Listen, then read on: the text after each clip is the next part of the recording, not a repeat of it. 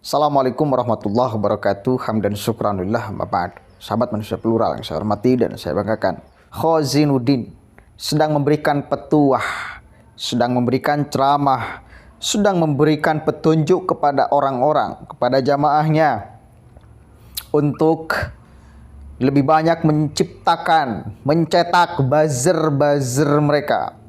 Dan mereka akan melawan orang-orang yang menarasikan buruk tentang khilafah. Ada beberapa hal yang saya catat dan bagi saya perlu untuk saya kabarkan kepada kalian semua. Karena yang harus paling berdosa, sekali lagi, yang harus paling berdosa, kenapa orang-orang mewaspadai bila ada sekelompok orang yang berbicara tentang khilafah, itu adalah kelompok Khozinuddin dan kawan-kawan. Itu adalah kelompok HTI.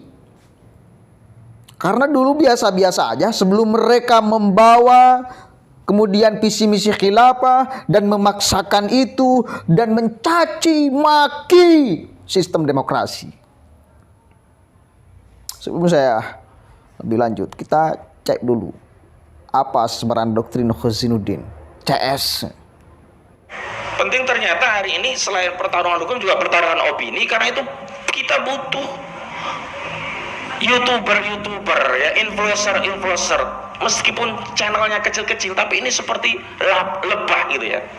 Nah, ketika ada tulisan yang memberikan framing dukungan, itu membantu sekali dalam proses persidangan. Bahkan ada perkara tidak jadi kasus karena apa? Dukungan opini di sosial media itu kuat, akhirnya kasusnya nggak jadi naik. Karena setelah saya amati, kriminalisasi itu pasti didahului dengan pengkondisian opini publik.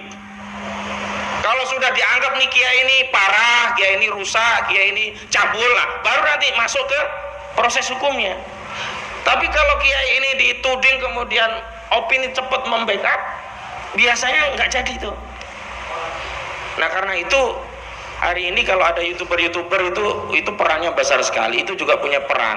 Makanya saya juga sudah menjalin beberapa komunikasi dengan sejumlah channel-channel lumayan lah di Jakarta ya, ada Bang Refli, ada macam-macam lah, Bang Edi dan yang lainnya itu. Ini adalah bagian dari upaya untuk melawan kriminalisasi. Termasuk yang paling masif itu kriminalisasi terhadap, bahkan bukan ada pengemban dakwahnya, ajaran Islam dikriminalisasi. Di antaranya apa? Ajaran Islam tentang khilafah. Lu saya berulang kali sampaikan, nah meminjam asas legalitas ini sampaikan Dr. Taufik tadi, kalau mau mengatakan khilafah itu terlarang, maka harus ada dasar hukumnya. Nullum delictum nulla puna sin previa lege bonali.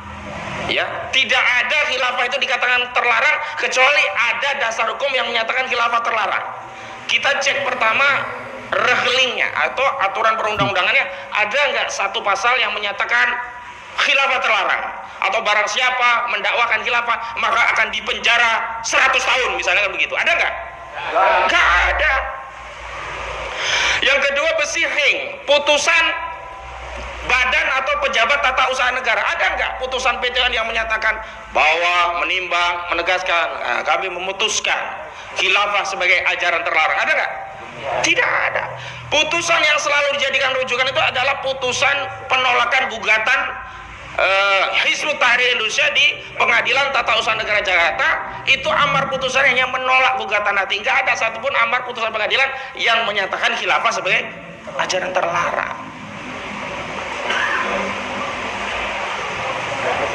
Jadi yang terakhir berselisih ya putusan ya. Jadi ada regeling, ada berselisih, ada berselisih. 3 jenis dasar hukum itu tidak ada satupun yang menyatakan khilafah sebagai ajaran terlarang. Hari ini mulai. Nah, karena itu kalau mereka memframing khilafah terlarang, maka semua di antara kita yang punya ikatan akidah Islam kuat itu harus lebih ramai mengatakan khilafah adalah kewajiban ajaran Islam. Lah kalau kita diam, maka omongan yang menyatakan ajaran khilafah ini kejahatan ini akan dianggap benar. Maka umat akan dijauhkan dengan ajaran agamanya gitu. Karena itu hari ini diantara bentuk perlawanannya juga kita harus melakukan perlawanan dengan dakwah, menjelaskan, mendatangkan al-haq. Gak mungkin al-batil itu pergi kalau kita diam tidak menyampaikan al-haq. Gini saudara, yang paling berdosa di dalam orang kenapa sampai tidak suka bila ada sekelompok orang atau orang yang berbicara tentang khilafah. Itu karena Khozinuddin dan kawan-kawannya. Itu karena HTI. Karena mereka. Kenapa saya katakan seperti itu? Saya itu dulu di pondok pesantren biasa berbicara tentang Khalifah Abu Bakar, Umar, Utsman, Ali. Biasa. Ngaji tentang kemudian sejarah itu biasa kita. Enggak bau kita, enggak anti kita tentang khilafah itu, enggak anti. Lalu setelah dikampanyekan oleh orang-orang HTI dan mengklaim bahwa khilafah ini wajib diterapkan secepat mungkin di republik ini, maka ini yang kita kemudian tolak mentah-mentah. Apalagi mereka sampai berani mentogut-togutkan Pancasila, mentogut-togutkan NKRI, memusyrikan orang yang meninggal kalau masih dalam sistem demokrasi. Saya banyak menemukan data ustadz-ustadz mereka itu sampai berani mengatakan hal demikian. Indonesia dari mulai kemerdekaan sampai sekarang, sampai sebelum tegaknya khilafah, maka bila ada yang meninggal, maka meninggalnya kufur, dikufurkan oleh sistem. Gila nggak kira-kira? Narasi-narasi seperti ini yang menyesatkan kepada umat. Narasi-narasi seperti ini yang diusung oleh kelompok-kelompok Khozinuddin dan kawan-kawan yang membuat kita menjadi, ini bukan malah mengkampanyekan khilafah ya mereka. Mereka bukan malah kemudian mengkampanyekan khilafah ala minhajin nubuwah. Mereka sedang mencabi-cabi ya ajaran khilafah. Mereka sedang mengkerdilkan ajaran khilafah. Jadi bukan anti khilafahnya. Lalu mereka seret bila ada orang yang benci tentang khilafah yang kemudian dibawa oleh mereka, maka itu anti agama. Coba bayangkan. Bukan karena khilafahnya. Satu kali lagi. Karena mereka gagal paham soal khilafah. Dan mereka klaim kegagalpahaman mereka tentang khilafah ini sebagai khilafah. Lalu mereka kampanyekan kepada masyarakat. Padahal mereka memahami khilafah itu gagal paham. Itu yang kita enggak mau, itu yang kita salah-salahkan, itu yang kita tidak benarkan.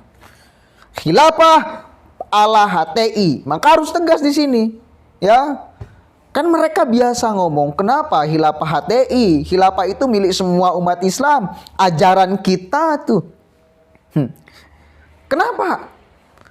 Karena mereka, satu kali lagi, kenapa di garis bawahi HTI-nya, ya, khilafah ala HTI-nya? Karena mereka membawa ajaran khilafah yang sudah diselewengkan sesuai kepentingan mereka. Lalu mereka klaim bahwa ini seolah-olah satu-satunya ajaran khilafah yang mesti orang lain kemudian kiblati. Lah ini masalahnya, saudara. Ini masalahnya. Hati-hati ya dengan giringan narasi, opini kelompok-kelompok HTI itu.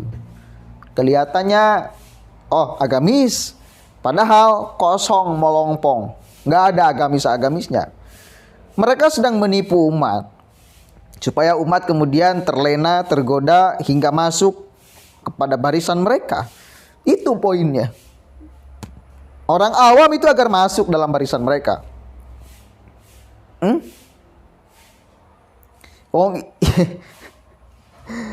Astagfirullahaladzim. Yang tidak sepakat tentang ajaran khilafah ala HTI itu bukan orang-orang sembarangan, bukan kita-kita loh. Ulama-ulama pula kok. Ulama-ulama loh. Ulama-ulama dari NU, dari Muhammadiyah. Jadi ini tipuan mereka.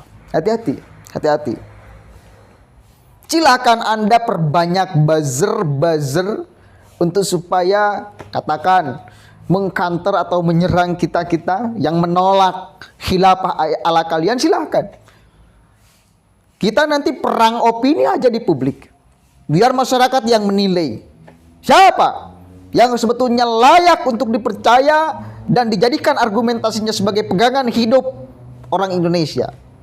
Silakan, mari kita sama-sama beradu opini. Memang khilafah sampai detik ini belum ada pelarangannya, undang-undangnya. Makanya saya pribadi sepakat kepada Kiai Said Siraj, ya, beliau sudah berbicara, pemerintah, jawab, larang dong.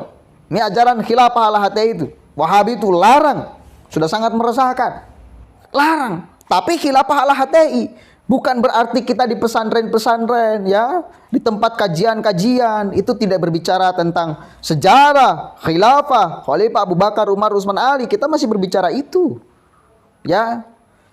Namun bila ada sekelompok orang yang memaksakan seperti kelompok HTI ini harus cepatnya, nah ini nih, bahkan mentogut-togutkan sistem kita, nah ini yang kemudian harus dilarang. Jadi di garis bawahi khilafah ala HTI yang mesti dilarang. Atau kita harus sepakat beropini di media sosial khususnya atau di ruang nyata. Hati-hati dengan sekelompok orang yang menyelewengkan ajaran khilafah sesuai kepentingan dirinya dan kelompoknya. Begitu ya. Atau kita harus sama-sama kemudian ucapkan ini ke publik. Begitu ya. Mudah-mudahan ada manfaatnya. Mari kita tertawakan mereka dan mari kita beradu opini di media sosial. Mari kita beradu opini, beradu narasi.